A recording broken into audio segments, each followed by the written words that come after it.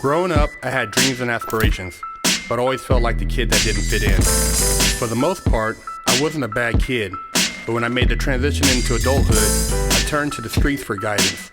This led to getting locked up in juvenile hall, doing time in CYA, and eventually a 120-month sentence in federal prison. I had a lot of time to think and reflect during my federal sentence, so I share with you what I learned, hoping I can positively influence someone else's life with Prison Talk.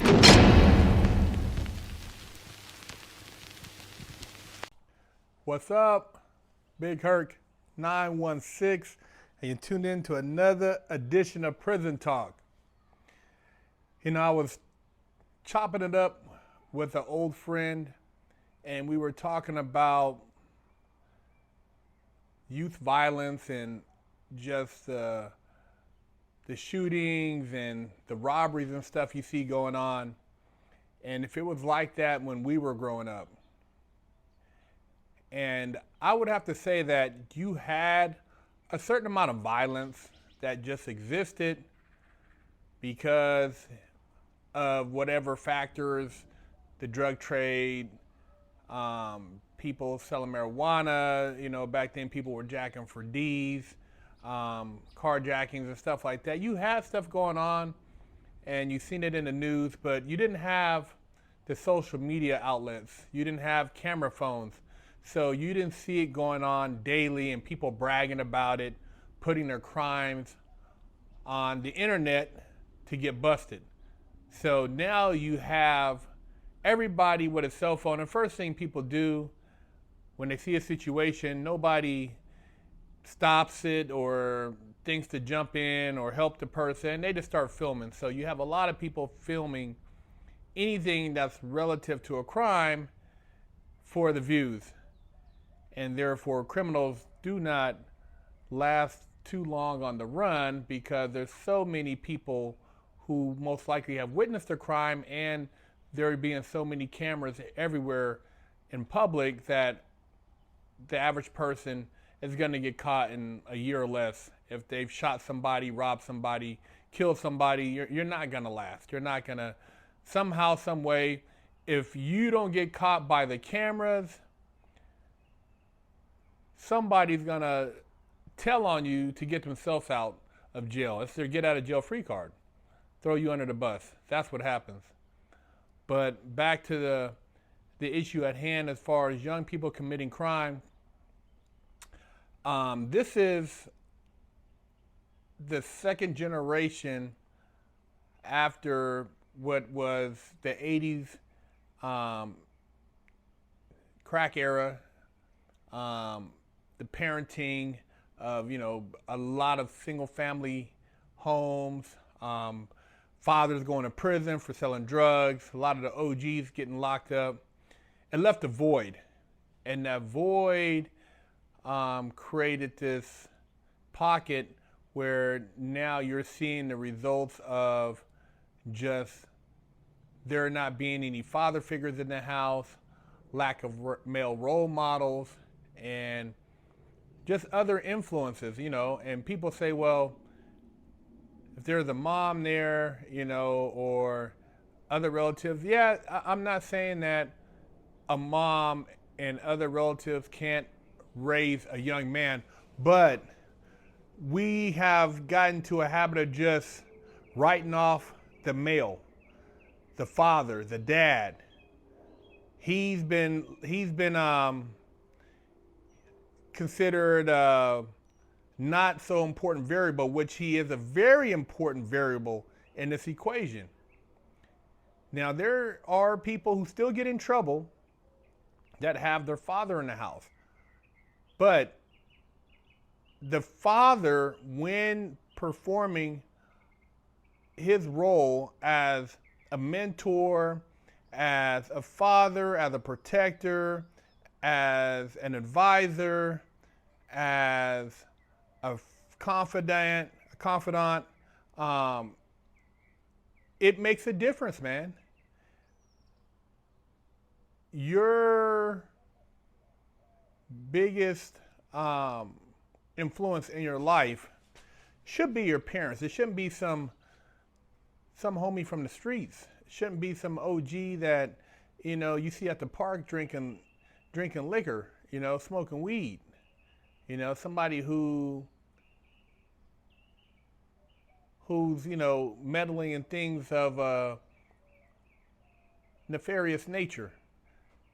I'm not saying that person should be vilified, but that shouldn't be who you look up to. Your role model should be a parent, and hopefully your dad who leaves an impression. That's why we have a mother and a father, man. The mother brings you into the world. She cares for you, nurtures you. Your father gives you the insight on how to read other people, how to see situations before they turn bad, how to make decisions when it comes to handling your business, being a man, taking an ass whooping with some dignity, knowing how to humble yourself.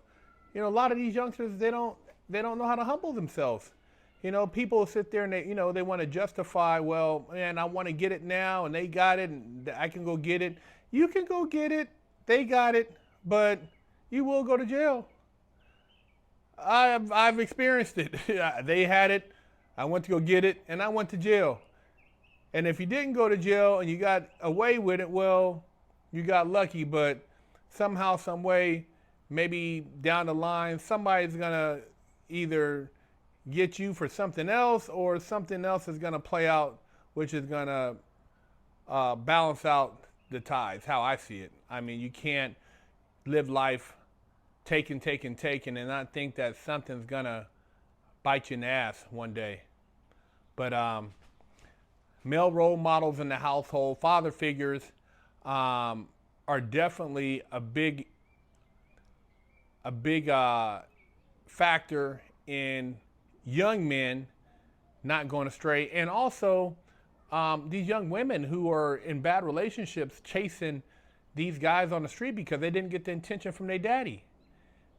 Even you see it with relationships. These women, some of them are going after these old raggedy dudes, or they in abusive relationships, and they're in relationships that mimic that what their mom was involved in, or what they thought was love, or they're trying to get anything to get love from another man because they never had it from their daddy.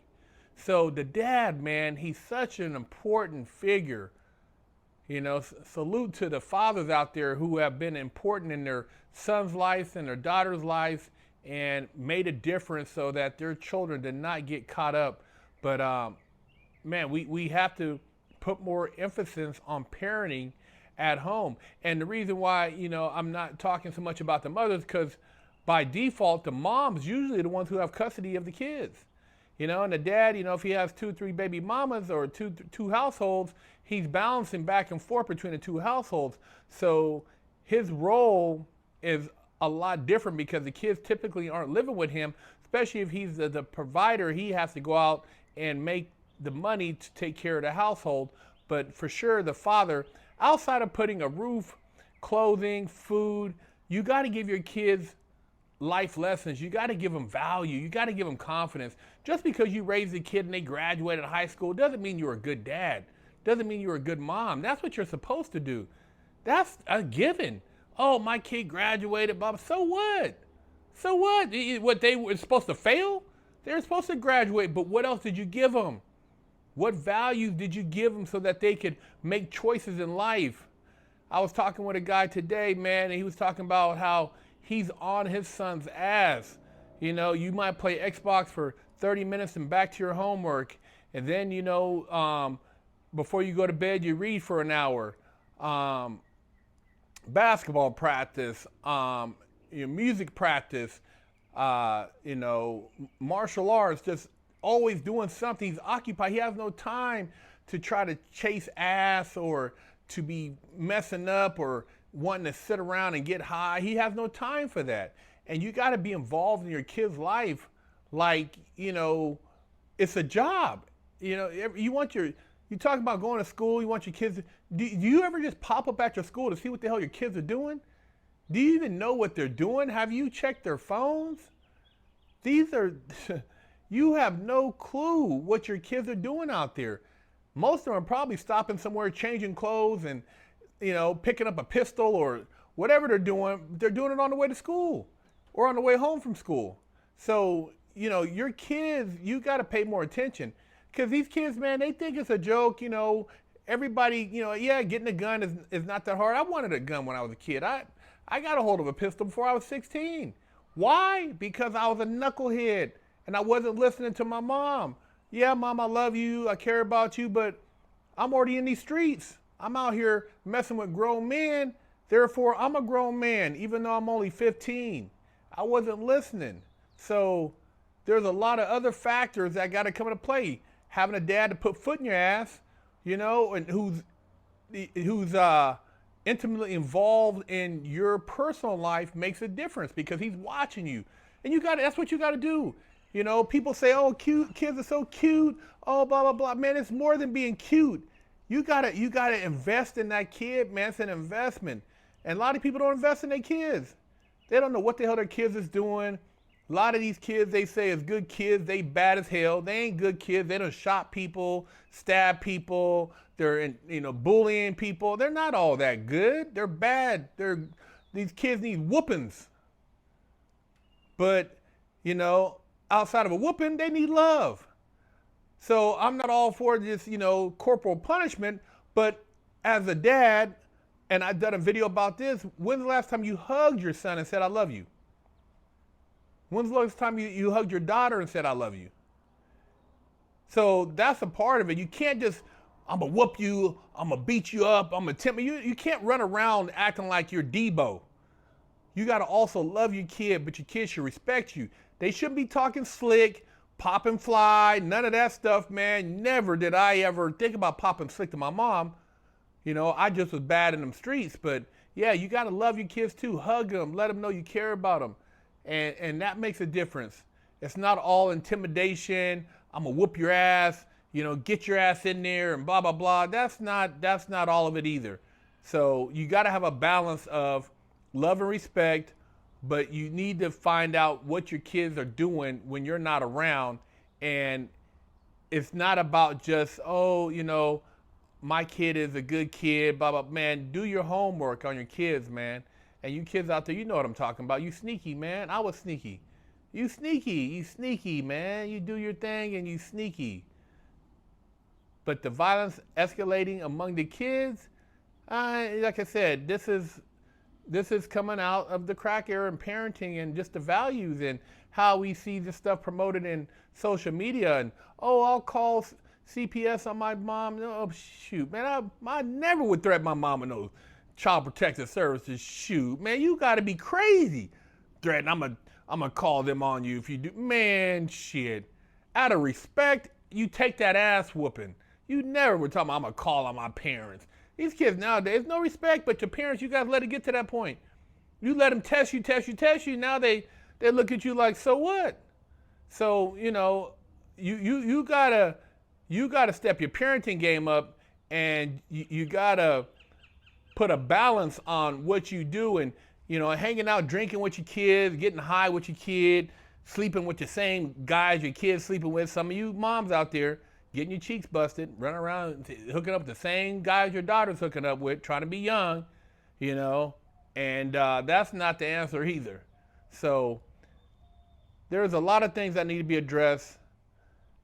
The values of the family, your kids getting involved in all the social media stuff, and just as life advances, things change, man. And you got it. Parenting today is not what it was in the 70s and 80s, man. So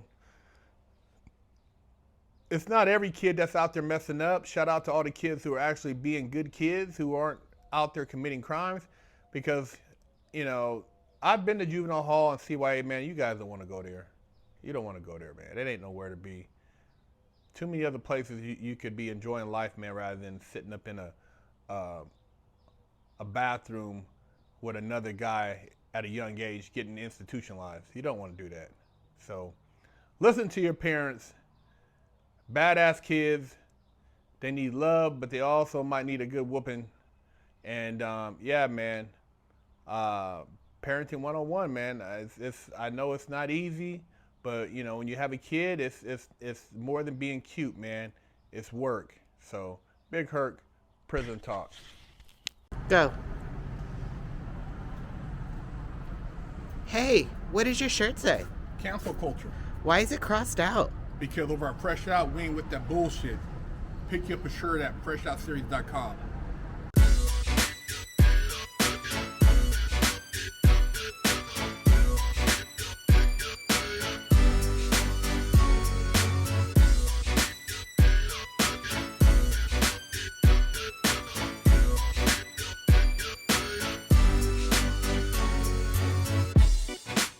Lockdown's over. Get your yard time in. Exclusively at freshoutseries.com.